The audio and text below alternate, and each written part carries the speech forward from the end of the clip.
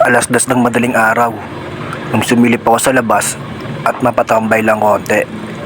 Hindi masyadong malamig ang klima. Sakto lang.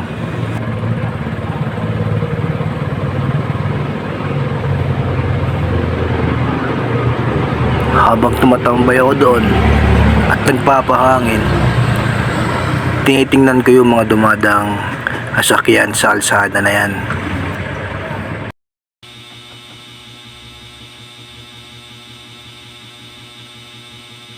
At pag uwi ko sa bahay, napaupo muna ako saglit.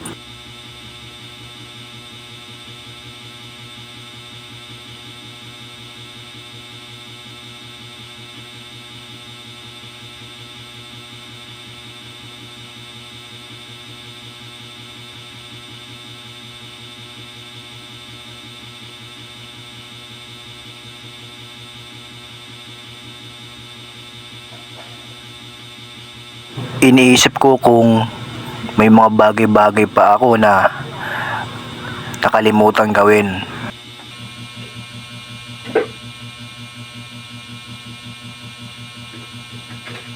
At eto na nga, bigla akong naalala. Pagtingin ko sa aming lababo ay nadatnan ko ay isang tambak na hugasin.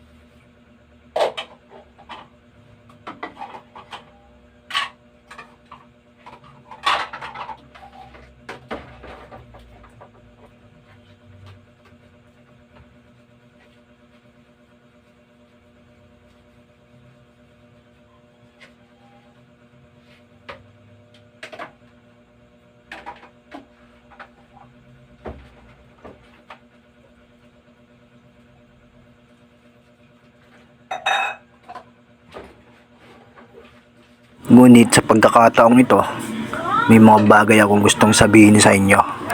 Alam mo ba, ang pag-aabot ng salapi sa isang tao ay sa mga kaugaliang maganda sa pagkatao ng bawat isa. Dahil sumisimbolo iyon ng kabutihang loob, pagmamahal sa kapwa, at higit sa lahat ay may ginintuang puso o busilak na kalooban. Kapag ikaw ay nag-abot ng salapi sa isang tao, ibig sabihin ay kailangan ng tao ng pinag-abutan mo. Maaring para sa sariling pangangailangan niya o itatago niya para ipunin, o may pag-aabutan din ng ibang tao.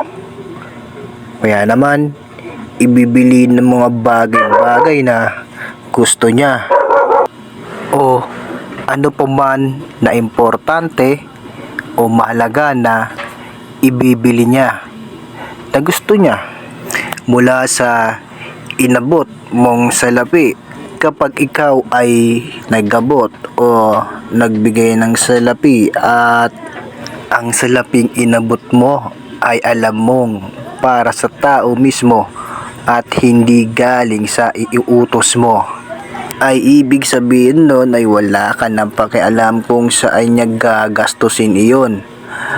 Kasi nga nag-abot ka ng salapi para sa kanya at hindi dahil sa may inuutos ka o sinusuhulan mo siya.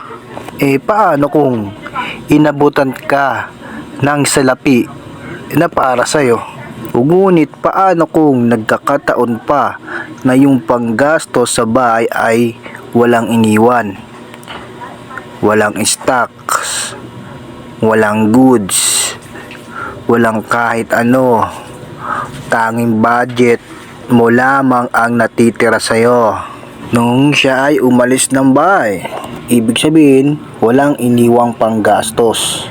Yung inabot pa sa'yo na sana ay ibibili mo ng gusto mo dahil ilang araw bago nakakabalik.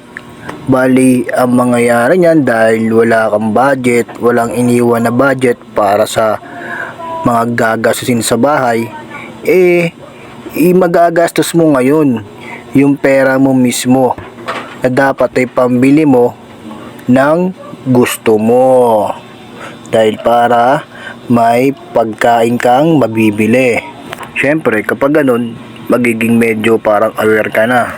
So syempre maninimbang ka kung palalagpasin mo o hindi. O sige, ganito, nakapag-decision ka na, sabihin na natin na nakalimutan niya. Paano kung nauulit-ulit lagi kahit ipaalala mo? Oops, well, it's something fishy. Parang iba na, di ba? Kung ikaw ay makaka-experience ng ganon, ang gawin mo ay magmaoy ka. Ganun ang pinaka the best. Tapos ibenta mo mga gamit-gamit sa bahay nyo, yung mga mahalaga, yung may mga presyo, ibenta mo yon. Tapos yung mga kalakal sa bahay nyo kung meron man, ibenta mo sa junk shop. Nang sa ganon, malaman nung umalis sa bahay nyo na di nag-iwan ng budget, malaman niya dapat mag-iwan siya ng budget bago siya aalis ng bahay. Dahil ang mga maiiwan sa bahay ay kumakain din ng pagkain, lalo na kung nasa kanya ang budget ng pagkain para sa lahat ng nakatira sa tahanan ninyo. At para pag siya ay tuwing aalis ng inyong bahay ay maaalala niya na sa pagkalimot at hindi siya nakaiwan ng pera sa inyo nung nakaraang pag-alis niya, ay may mawawala na namang gamit sa inyong tahanan at obligado siyang mag-iwan ng pera dahil nasa kanya mismo ang budget ng pagkain para sa inyong tahanan. Ibig sabihin ay kalimutan niya na ang lahat-lahat sa kanya kahit pagkatao niya, basta wag niya lang kalimutan ang budget na iaabot niya o iiwan niya sa bahay. Bukod doon, yung mga nakatalaga sa paghuhugas ng plato at paglilinis ng bahay at pag-aayos ng mga gamit-gamit, aayusin pa rin yung mga kagamitan o hugasan pa rin yung mga plato at hindi iiwang madudumi para pag siya ay aalis ng inyong tahanan, pagbalik niya ay madadatnan niyang maganda at maayos ang kapaligiran ng loob ng inyong tahanan. At para pag uwi niya rin sa tahanan ninyo ay hindi rin sasakit ang kanyang ulo dahil sa kanyang madadatnan na puro hugasin at maduming kagamitan, di ba? Ibig kong sabihin ay uuwi siyang malinis at paaliwalas ang loob ng inyong bahay. Wow! Sa kakadaldal ko, nakatapos na rin akong maghugas ng plato at eto na nga, inumaga na rin ako sa paghuhugas lang din ng plato. So dahil inumaga na tayo ng paghuhugas ng plato, tamang higop muna tayo ng isang mainit at swabe na kape.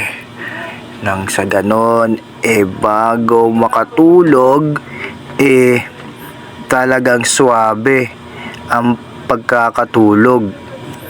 Dahil sa ganyan, marerelax-relax muna tayo.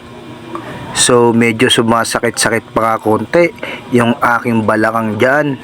Kasi nga, sa kakahugas ng plato, pati yung mga daliri ko medyo nananakit-nakit kasi talagang madikit yung kanin sa plato at kailangan na pang kuskus yung parang steel brush para matanggal yung mga dikit-dikit na kanin na tutong din doon sa mga kaldero-kaldero, sa mga kawakawali. At napasandal rin ako sa aming pader. Tingnan mo naman, medyo namumungay-mungay na rin ang aking mata dyan dahil medyo nakakaramdam-ramdam na nga rin ako ng pagka-antok dyan. So talagang tinatapos ko lang humigop dyan ng kape at makakatulog na rin.